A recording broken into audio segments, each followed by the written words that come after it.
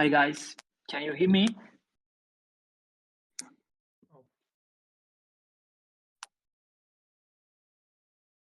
Yes, hi. Can you hear me?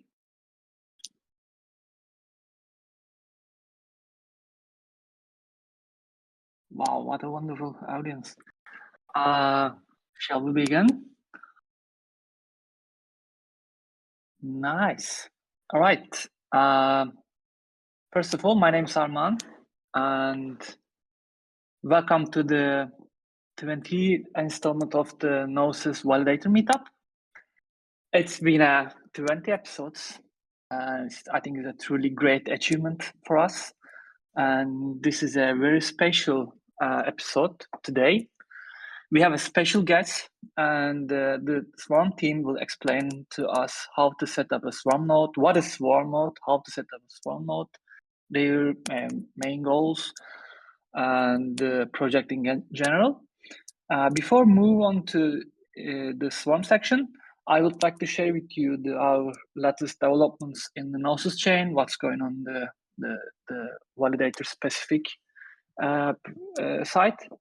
If you're ready, let's start. I'm sharing my screen now. Wait a second. No. Okay. Anyway, first of all, the Hopper node program within the GIP 98 still goes on, and there is a few GNO rewards are still up for grabs for those who helping to decentralize on Gnosis chain and protect privacy with the HopperNet. If you're a Hopper node operator, please join the current program. It's almost done, but there is a few GNO still available. Yeah, I think right now we have a little bit problem with the Discord sharing screen stuff, and maybe I don't know. What should I do?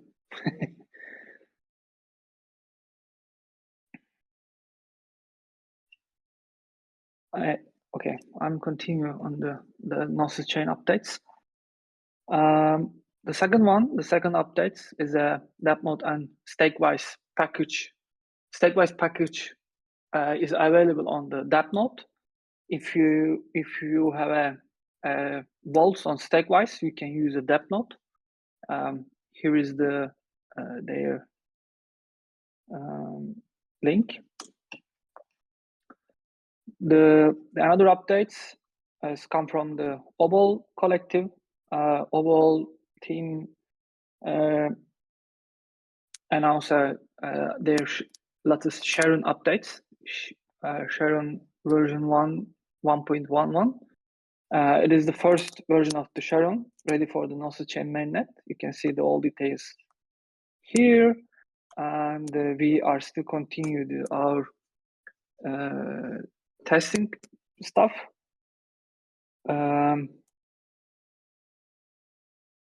We will announce the test results very soon, probably end of the month.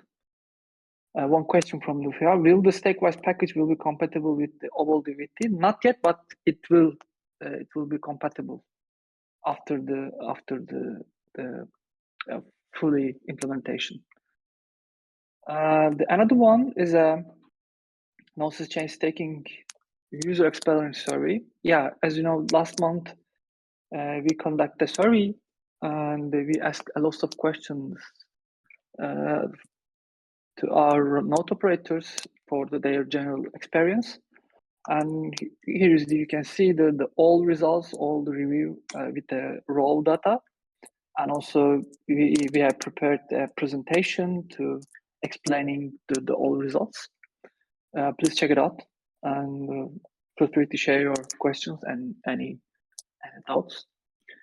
Another updates. Yeah, 3 days ago, we launched our new brand identity.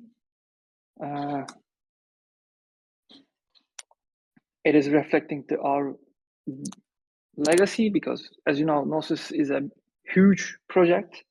Many projects spun out from the Gnosis core, like Safe, CoSwap, Carpatkey, and preparing to spin out like a Hashi and Gnosis Guild. So yeah, check it out our website, and there's some, you can see a lot of details on the website. Another one is a nice update from the seed nodes. Seed nodes prepared a Spanish specific how to guide for the node operators. If you're a Spanish, if you are a Spanish native language, check it out this post. It's really nice. And the one latest updates from the Stake Cat. Previous Validator meetup, they made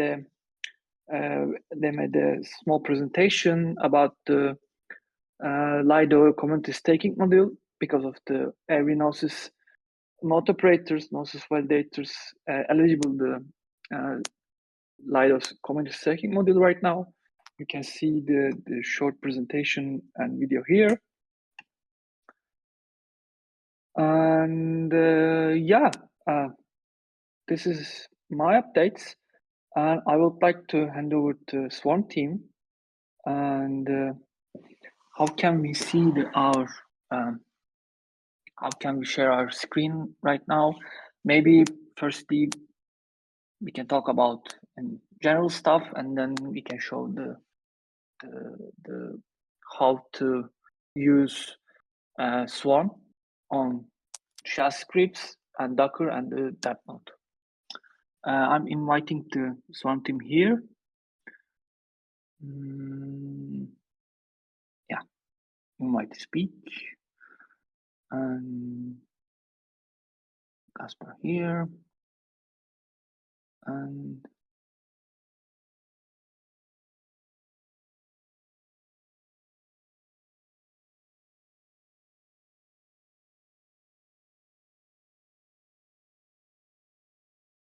Hi. So is Chert coming?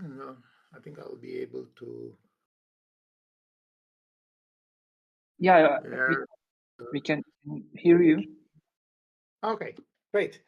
So actually, Chert was supposed to be doing the introduction, but Yeah. I think we can. Yes. Okay, Chert says he's here. Also. I send the invitation or speak. All right. Welcome, guys. I'm super happy to host you in this call. Hello, happy to be here. Chert, you're on mute. Oh, the audio setup. No, still nothing.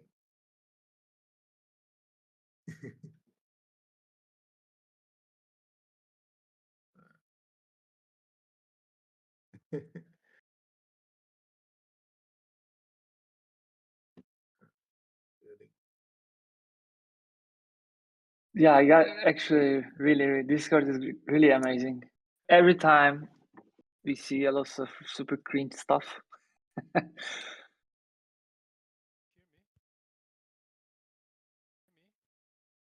No.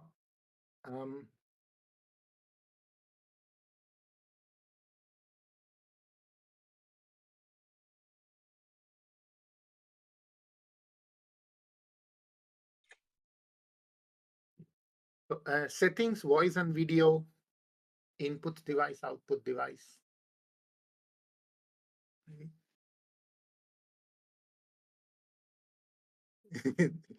Funny, actually. So we meet almost every day and it always works.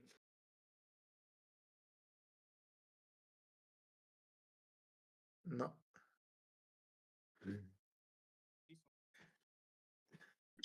We cannot hear you.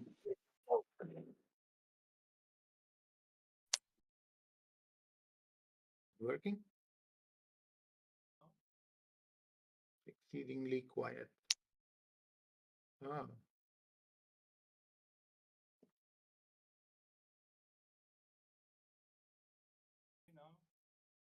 Oh, yeah. Yes. I think I heard like a little bit, very little. Try the settings in increasing the output volume or something like that in the settings. Yes, what about now? Can you hear me now? Yes. Okay, this is another device, not actually this thing. So that's why it's on camera microphone. It will be a bit, I guess. I hope you can understand what I'm saying. And unfortunately, previously when I tried to share my screen, Discord closed on me. So I'm not sure if I want to risk it again. Maybe I will just go through the intro like this, addressing you without slides. I wanted to share some slides with you. So I would like to thank you for having us here. So the audience and Alan, also thank you for invitation, Gnosis. We will, with Ramesh, present Swarm, decentralized data storage, some basics, and also on how to run a Swarm node. So we'll start with an intro, a bit about node types and what kind of earnings a node operator can expect.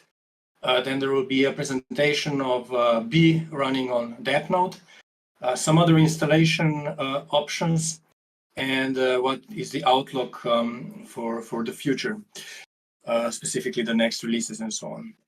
So what is Swarm? Swarm is decentralized storage, peer-to-peer. A network of B nodes offers storage to the network to use. It can be compared to IPFS, which you probably all know, especially if you're a Dappnode user, since IPFS is the default storage for packages in Dappnode. I would say that the major difference with IPFS is that when a file is uploaded to Swarm, it immediately gets split into pieces called chunks, and these chunks are then distributed to the network of these peer nodes.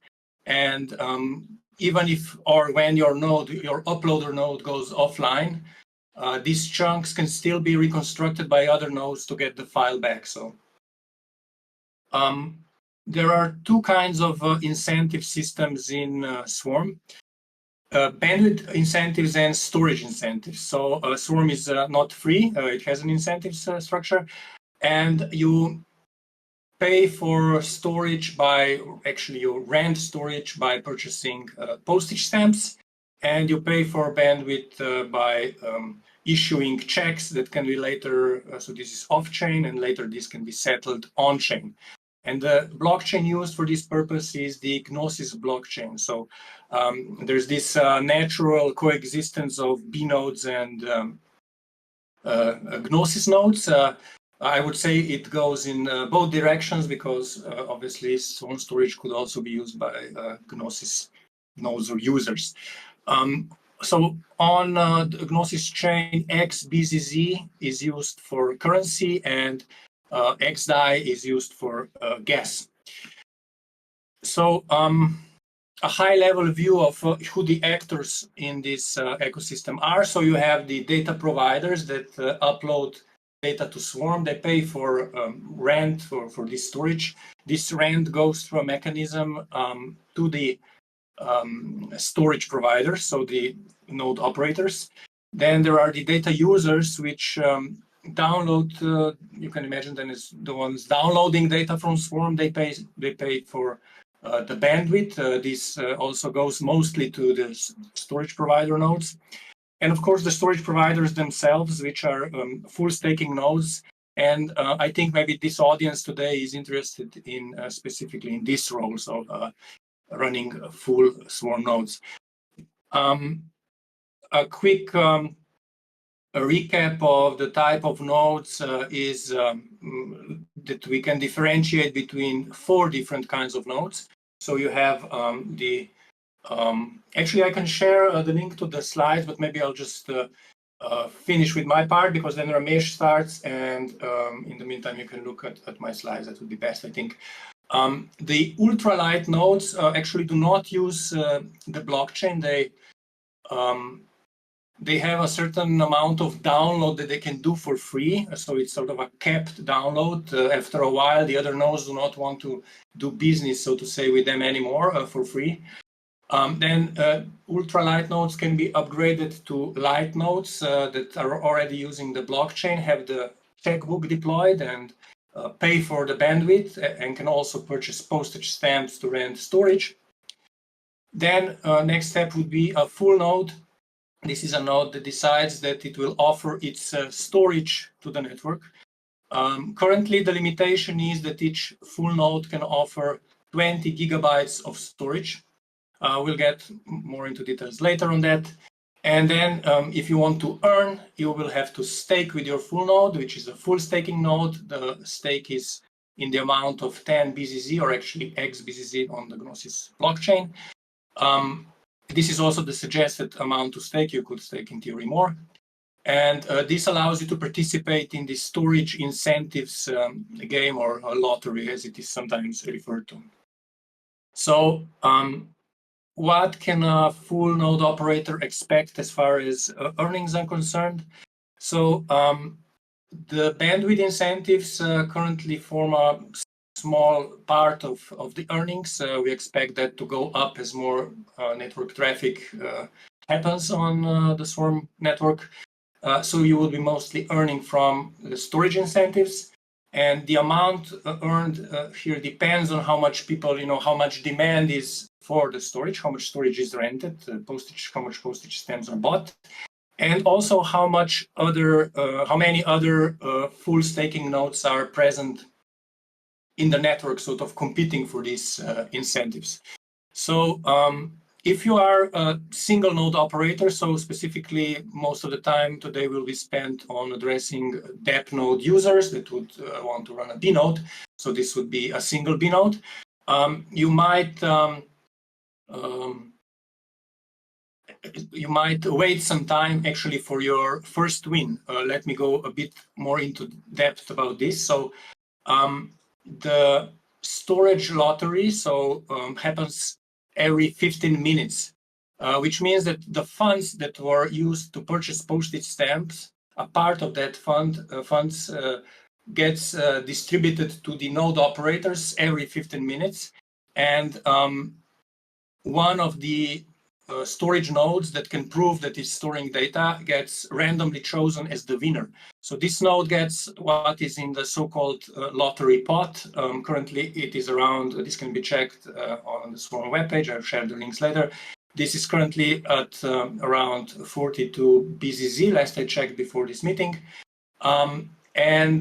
Since there are lottery rounds every 15 minutes, it means that there are around 2,800 lottery rounds per month.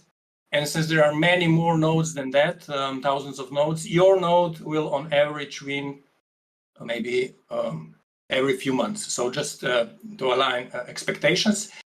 And there is a monthly blog post on what the network's distribution of earnings is, average earnings, and so on. Links will be shared. So maybe from this group, I expect that they would be joining for supporting the decentralized storage, and maybe they expect to cover, part of the electricity costs and so on with the earnings they made by a single node. So that would be to align the expectations. So the requirements for running a bnode are quite low. The recommended setup is to have hardware of 2 cores, 4 gigabytes of RAM, and 30 gigabytes of storage. So you can probably get by with even less cores and less RAM. Storage, you need 20 gigabytes to share with the network, and the other 10 gigabytes is for other data like overhead, sort of. As far as connections are concerned, you need a reliable and stable internet connection. Obviously, the node, if it's a full staking node, should be always available, always online. It is it shouldn't be on a metered connection or something like that. So I think here we go to your part, Ramesh. I hope. Oh, there's actually a screen share. Thank you. Sorry, I was focusing on the camera. So yes, thank you. Ramesh, could you now take over with the demo? Yes, so I'm going to stop sharing the other screen C link, and then I think since this is visible here, I will hardly mute myself. Oh, sorry, no, this doesn't work. Okay. Thank you guys for the intro, and yeah, right now we will listen to Ramesh.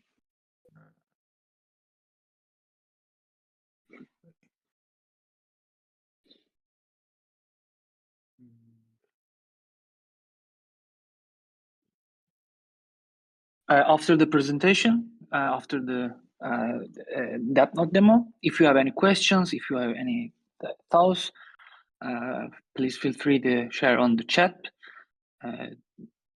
We are trying to explain. All right. So can you guys see this Dappnode screen dashboard thing? Yes, it's pretty clear. Okay. So yeah, the way what we are going to achieve is this setup. So this is what we are trying to achieve. So that in the end we'll have a Swarm node running, and of course for Swarm it needs to have a Gnosis execution as a chain as well. So in this case, I mean, I have neither Mindex DAI and Lighthouse Gnosis running, but I think you can run whichever in your Dappnode, and Dappnode itself makes it pretty easy to get that setup up. So I'm not going to cover that, so I will just go with the Swarm bits. So I'm speeding up the parts where the Dapp store is loading, and then so once you have Dappnode installed and once you connect to it, we're going to the Dapp store first, and then search for Swarm, and then get the package, and then we'll install it. So at the moment, it will show the red flag as not signed because it isn't included in the default set of keys that Dappnode does. But we are in talks with them, and then I think they will be adding that soon. So until then, the more decentralized way is to add the keys yourself. So you check the code and then add the keys yourself. Or the other option is to click Advanced Options, and let's see. So this is a pre-recorded video, so I'll try to. Yeah, so you can click Advanced Options and then click Bypass Only Signed Safe Restriction. So that's one way, and then you can proceed to install. Or the other more permanent way would be to go to System and to Advanced, and then scroll down and add the release trusted key from the repository. So the repository you just see. So on GitHub. So this is the repository on GitHub where the package is maintained, and then so that's like what to add in the keys is covered in the README. So I'm just gonna go ahead and copy these values here, and then of course don't add keys you don't trust. So feel free to check the repository and the code and what goes in. But so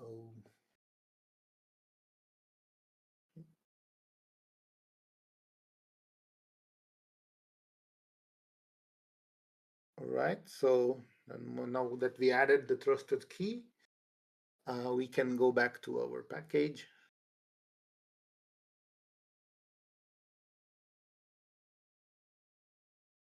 And then refresh the page because the Dappnode keeps it in the cache. So let's see.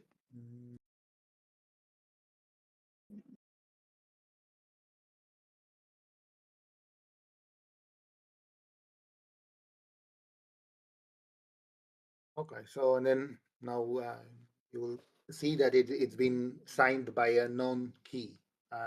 Then now we can proceed to install. So of course, Swarm needs Nethermind X, not necessarily a blockchain endpoint, a Gnosis RPC endpoint. In this case, this is the default value. So if you are running a different client, then you can update the value here, or if you are using a third party also there. Swarm uses an ENS resolver to resolve ENS names. So this is optional. So if you don't want to resolve ENS names, then you don't really need this one. And then you can set the welcome message. The rest of the values, I'm just going through them to show what's like available, but you don't necessarily need to change anything there. You can leave it default. The target neighborhood as well. So yeah, so then you can change the log messages level here. And this particular section, the performance database actions, don't do anything here unless you really know what you're doing. So you can leave that as well as default. And then yeah, so then you can actually choose a mount point that has sufficient space. So alternatively, you can also click on Show Advanced Editor. And if you want to customize more options that are not available in the GUI, you can actually enter it in the extra ops. So whatever B has plenty of configuration variables, and so you can use that.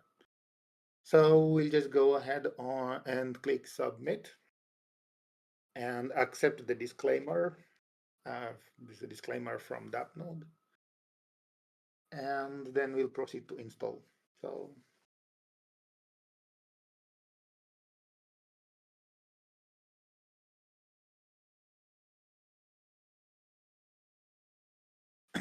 and yeah, you can enable auto updates if you want, but that's entirely optional. So once installed, we'll have this page, and then if you scroll down, we can find the link to the B dashboard by clicking the UI. So the B dashboard provides a front end for you to do stuff. So initially the node, because we are trying to run a full node, and the node's wallet address has no funds, so you will see the status down as a warning. But once, okay, that was fast. So but yeah, once you add some funds, then it should start connecting to peers and deploying a checkbook and all of those things. So actually, I wanted to show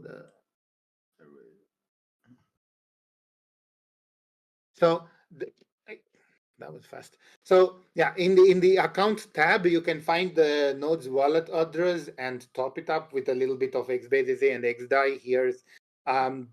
There is also a bunch of gift codes for all those who are attending here. So I think Armagan will organize that later. So yeah, once you fund the node's wallet, the node will start syncing the postage stamp contracts and fetching the data, and then you will see that it connected to a bunch of peers and the population and the depth and all of this, and then node status is okay. So now our node is operational. Next, what we should do is, now that there's a node wallet address and some funds there, we will try to stake like 10 BTC, which is the minimum, so that we can earn rewards and participate in the redistribution game. So so yeah, you can actually stake conveniently also using the UI. We'll switch to the yeah, okay. So we'll switch to the staking UI. I did already. I think we jumped. Right.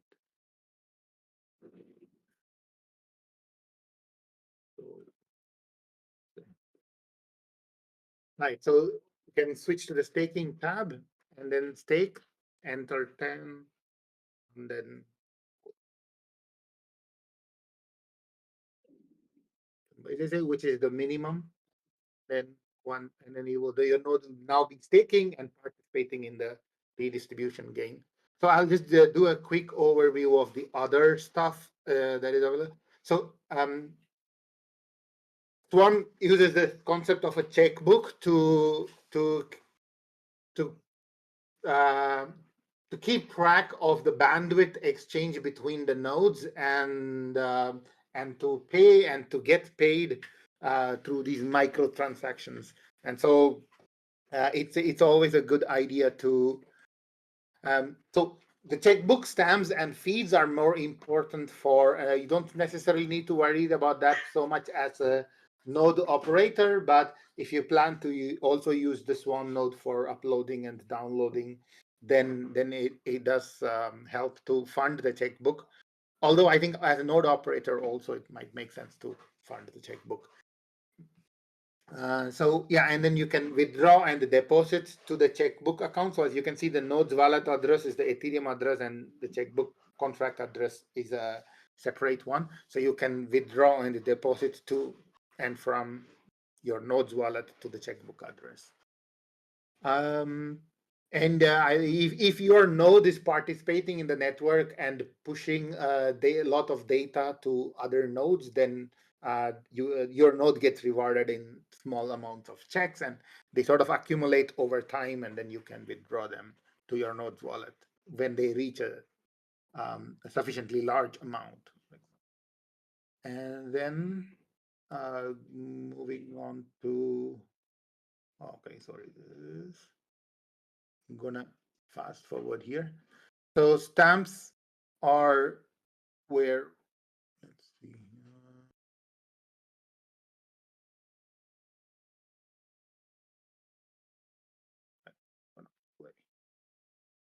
Next, moving on to stamps. Oh, right. So you can buy postage stamps. So the way you upload the files to Swarm networks is through you can buy a big batch of postage stamp, and then use that stamp. You specify that stamp every time you upload the data to Swarm. So yeah, this is just a demonstration of like the price and the storage and the size and how long you want the data to live on the network. And then once you have bought your stamp, then you can use it in the files tab to upload your file. So the feeds is another concept where you can maintain multiple versions of immutable content through a pointer, right? So I think it's like too long to cover that here, but basically you can create a feed and then update it with hashes over time, so that the latest hash update that you will serve the latest content at any particular Swarm hash. So that's the short version of feeds. But that's about it. So checkbook stamps and feeds are more useful for the network data consumption and usage, and as an operator, you're probably more interested in staking and monitoring. So that's actually about it. I think. I hope I haven't been talking to myself. I'll. No, it's completely fine. Yeah. Okay, great. So can you show an example of something of a web page on? Oh, this is a video. Oh, okay. Yeah. Sorry. So you're passing the mic back to me, Ramesh? Yes. Yes. Okay. Thank you. I am camera. Okay. So thank you, Ramesh, for that nice presentation. I will go further down the slides that I have prepared. If you have the opportunity, please share them on screen. I wanted to cover the other ways to install a Bnode. So maybe you're not using Dappnode, right?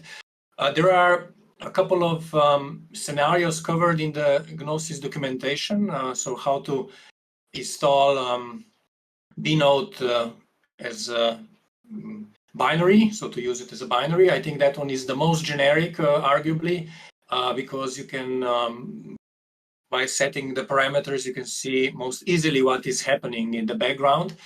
And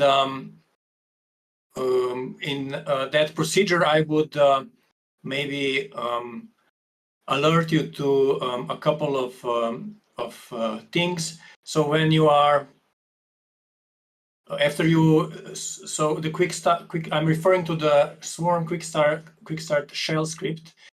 You can install the B binary by running a script that pulls it from GitHub. And then what you will want to do is, there are examples in that documentation on what you need to pass as the parameters to start up a full node. There, I would alert you that there's a Gnosis RPC endpoint listed, provided by Fair Data Society. It's a free one. You will probably want to replace it with your own, since you are Validator, Gnosis Validator operators. And further on, you will, when you start the B, you will get its Ethereum address, actually a Gnosis address. This address you have to fund with some, like in the Dappnode example, with some XDAI for gas and some XBZZ, for example, for staking or for purchasing postage stamps. And then when you start the B node, some syncing will take place to pull data about postage stamps, which could take 5 to 10 minutes or maybe even up to half an hour. But after that, you can call the status endpoint. It's in the documentation, to return you information about the state of your B. So before that, before the syncing is finished, I think you will be getting an error. But afterwards, you should get a JSON response listing your overlay address, which is the address that other B nodes in the network know you by, and some other information, including the pull sync rate of your B. And this lists, if it is positive, it means that your B is still syncing with its peers to get the data that it is supposed to store.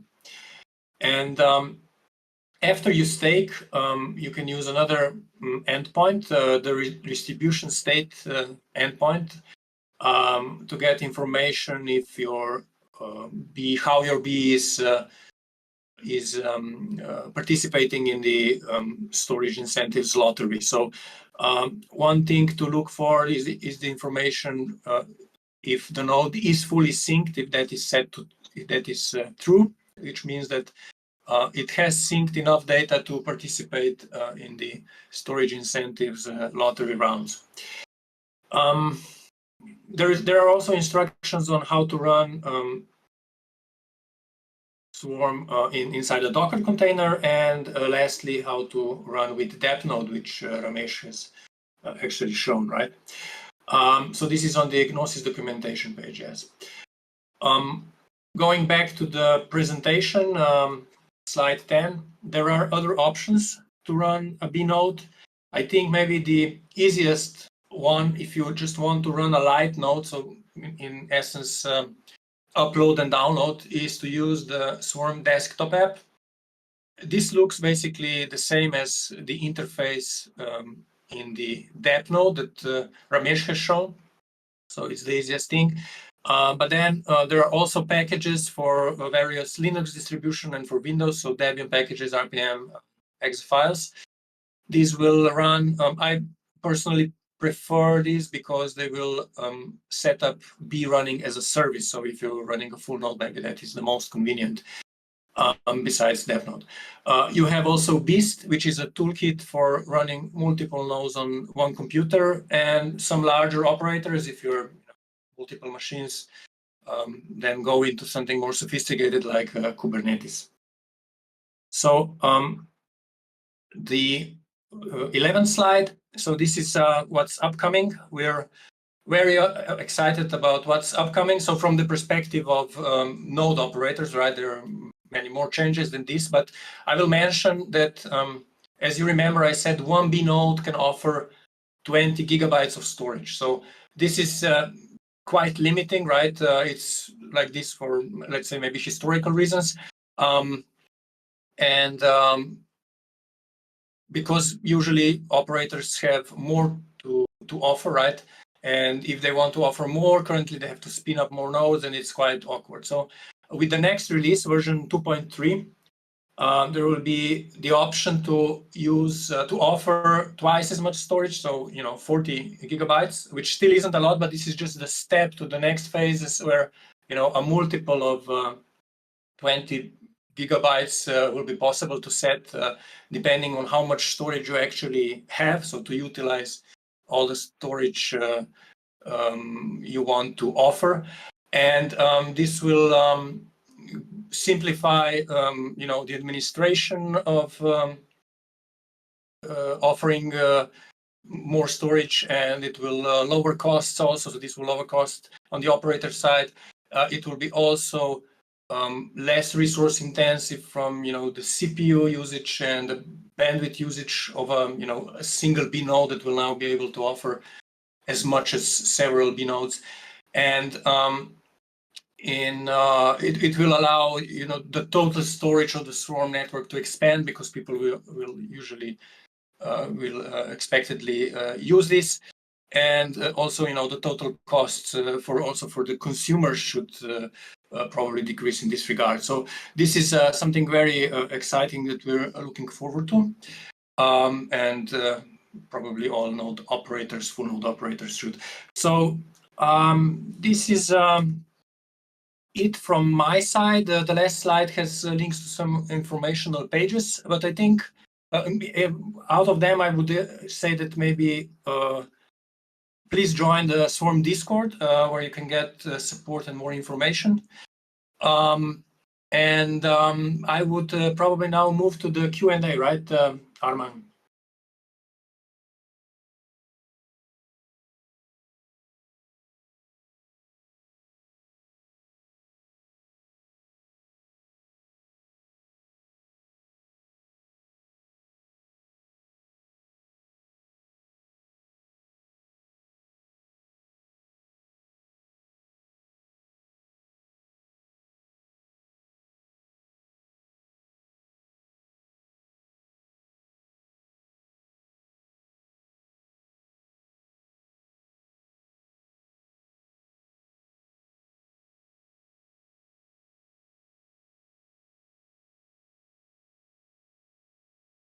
So full nodes are the ones that can offer storage, on their drives to be used by the network. So actual chunks that are stored on Swarm network are stored only on full nodes.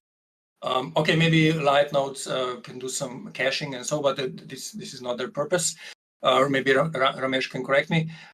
So if you run a full node that is not staking, you're basically altruistically contributing to the network, to the storage capacity of the network, right?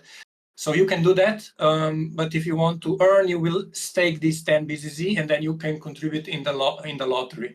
The idea of the stake is that, so this is not implemented, but the idea is that you signal, the stake is implemented, but the idea is that you signal with the stake that you are serious, and also at some point it is meant to be slashed if you are cheating and things like that. So this is, I don't know when on the roadmap this is planned, but that's the whole idea behind stake. So you're a more serious node operator, you signal that with the stake.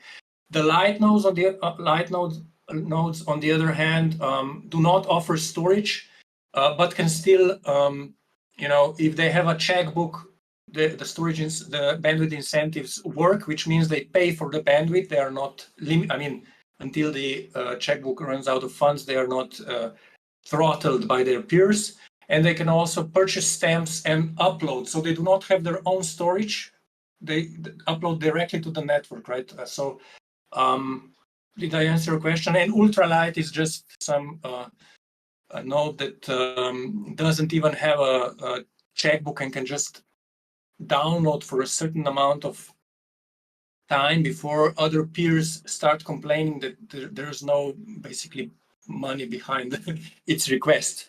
But it's actually it's usable for a while, so you can try out in that way with an ultralight node. So you maybe install the Swarm desktop and don't even fund it, and I think it should work. Right, Ramesh, correct me here if I'm wrong at this point.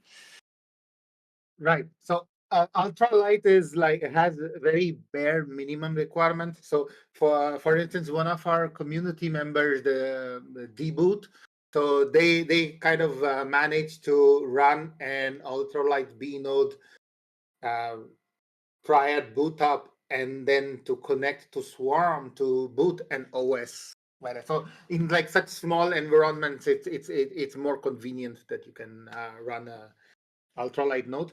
Light nodes are probably what most consumers will need. Like if you don't care to be a node operator and you just want to start and shut down your node, do something, and then restart. So then light nodes can safely shut their data down, and because they are not providing storage or responsible for storage in the network. So node operators should always run a full node if they expect to earn rewards and so on. So that would be the simplest way.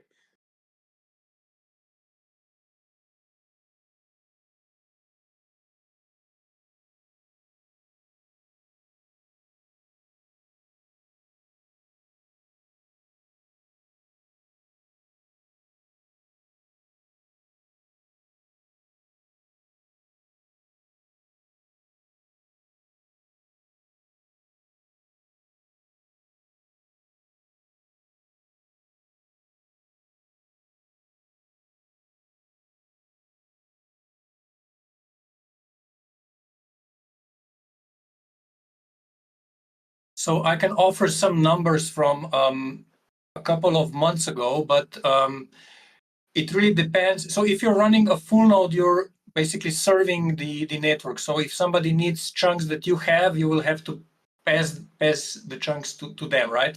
So the more demand there is on the network, the more bandwidth usage there will be. So let's say a rough figure would be for a full node, let's say currently maybe, although I guess this is not, it's an approximate number, would be to spend 300 gigabytes of traffic per month. So that's one number that I can serve you. I don't know how to calculate this in my head. As far as bandwidth goes, it's not that much. I think for somebody with like an optic, or how do you say, a fixed connection. As far as ultralight node is concerned, it should not spend any bandwidth unless the bandwidth that it uses for downloading things, right? It cannot upload, so. So it's if you run a light or ultralight node, there should basically be no, I mean, maybe some communication with the blockchain and so on, but basically no traffic, I think.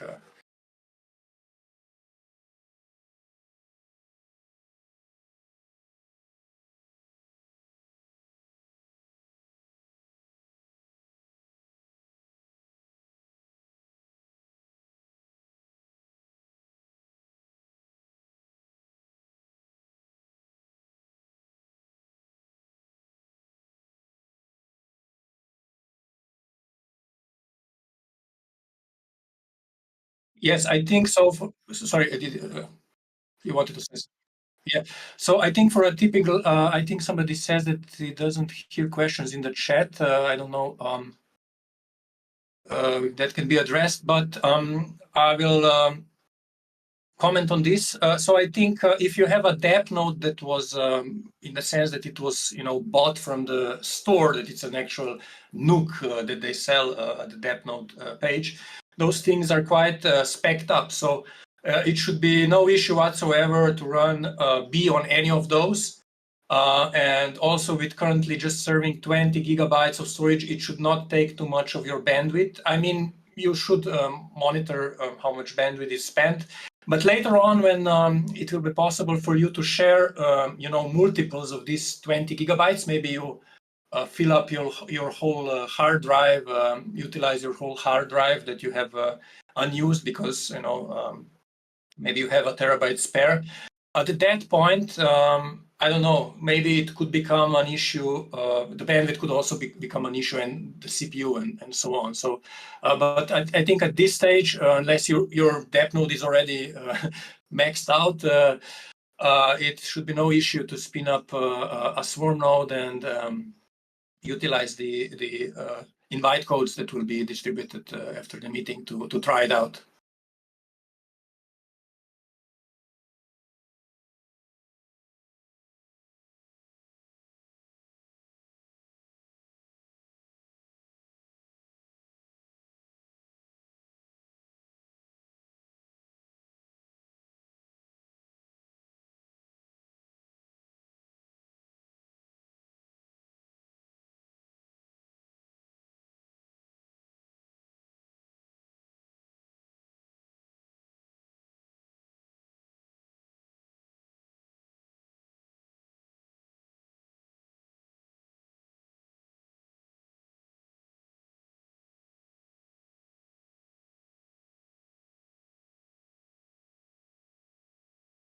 So I would say depends on if you just want to run one node. I think so. I'll just unplug this machine I have here. I think it crashed anyway. So this is a sorry, the networking. But after just pull it up here. So this is like an old, so focus. Well, okay, if the camera would focus, maybe it will. It's one of those mini PCs that enterprises buy and then sell in bulk. So it has I think an Intel processor with starting with the number 6 or something, or even lower with 4 cores. So it's like 10 years old computer now. I'm not in focus. And I had no issues running B on this. So it does have 12 gigs of RAM and so on, but it's like underutilized. It's not spent. So if you have people are running B nodes on Raspberry Pis, the 4th generation, but with that kind of a setup, it might be an issue. So most of the time the B is underutilized, but then when you have to do the part where you prove that you are holding the data, right? When you do the calculations, then I think the Raspberry Pi 4th generation is a bit too weak. Maybe the 5th generation would work. So I hope I answered your question.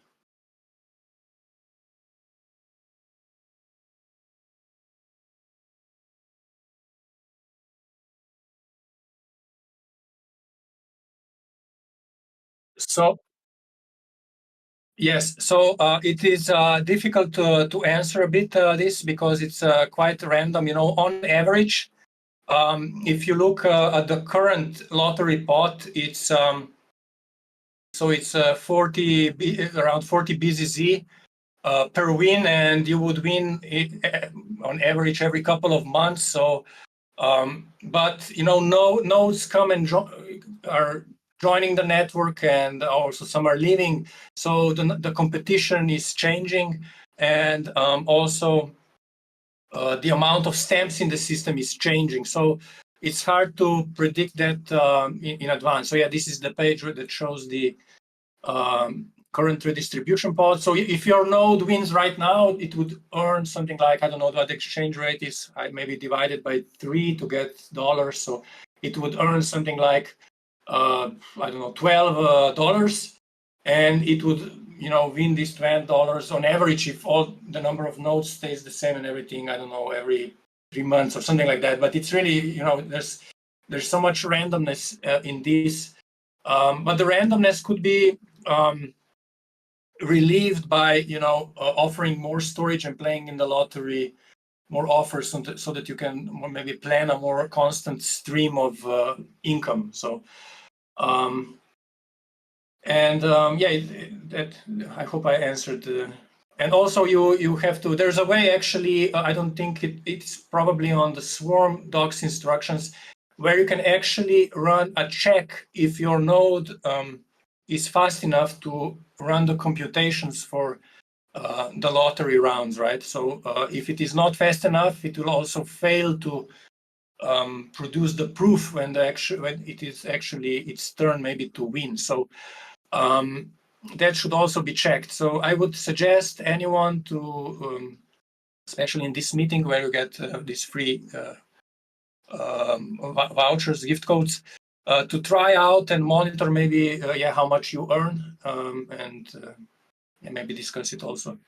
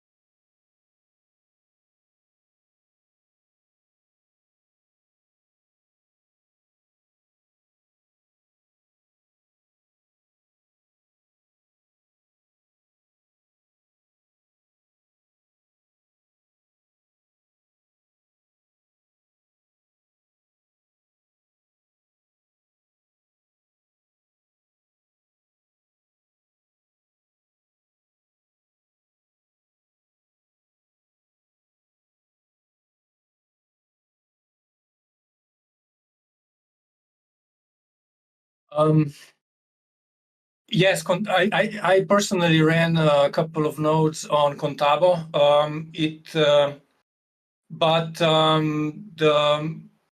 At some point I started getting issues with the Contabo nodes being too slow to participate in the lottery. I know Contabo is very cheap as far as this is concerned. It would be great if it worked. Maybe try out the particular machine that you had in mind. I mean, you would have to wait a while for its turn to play the lottery, or run that script that tests how quick it is. So yeah, that is possible, obviously, but maybe it depends on the machine. Also, Contabo, I think they have quite high the traffic limits. I think were not an issue at that point. So, but might be later on. I don't know, because they have a cap. I think things have changed quite a bit recently. So they used to. I used to run Dappnode with Gnosis and a bunch of B nodes as well. But I think they have like some. I've heard there's a lot of issues around P2P apps on Contabo, and that they were blocking ports and such. So you might not. You might have some issue. I think it should be possible to run Bees on Contabo still, but I think running Dappnode or a Gnosis node to connect to it would be very difficult. So if you have a Gnosis node running elsewhere, then you could still try to do that. Yeah, so I was talking about full nodes, obviously, that want to participate in the lottery. Those were, in my case, a bit too slow. And Zofia commented that there is also the bandwidth revenue. Yes, of course. Currently, the bandwidth revenue is relatively small, but when traffic picks up, I presume, I mean, it's hard to predict this, but it probably should present most of the more incentives than the storage incentives, depending on popularity of this, what is stored on Swarm. And this will mostly go to the full nodes because, well, maybe I won't go into detail, but they are at the end of the chain of these bandwidth incentives, and they should earn relatively more than the rest of the nodes on account of bandwidth incentives. So yeah, Zofia, thank you, Zofia.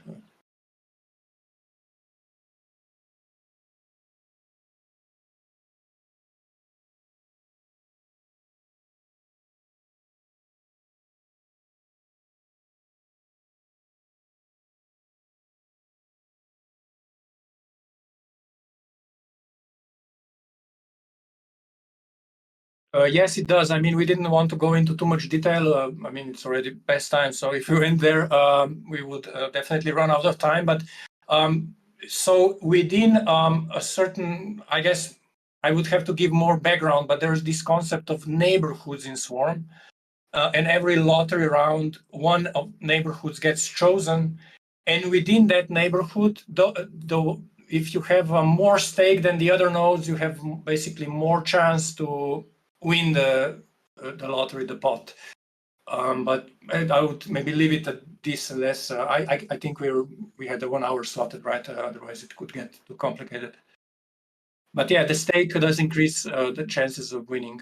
It's diminishing returns, so you wouldn't want to probably stake 1,000 BZZ. I don't know. So maybe the minimum is actually might be optimal.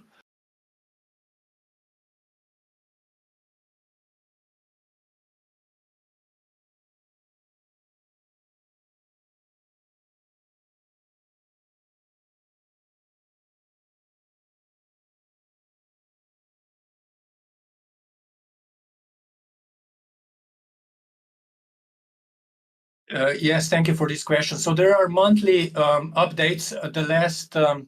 Every last Thursday of the month at 5 Central European Time, there is a Swarm community call with updates on what is happening in Swarm. So actually, I think that is. Oh, yeah, okay. There just was one. So go to the Swarm webpage, and I think you should find information there on when, or even you can subscribe to the newsletter, which will inform you when this next call will happen and what will be the topics. Obviously, the Swarm webpage will also take you to. We'll have links to, or my presentation, links to Swarm Discord, where you can get lots of advice and support. I would say monitor the blog for updates about the network and what will come in new releases and so on.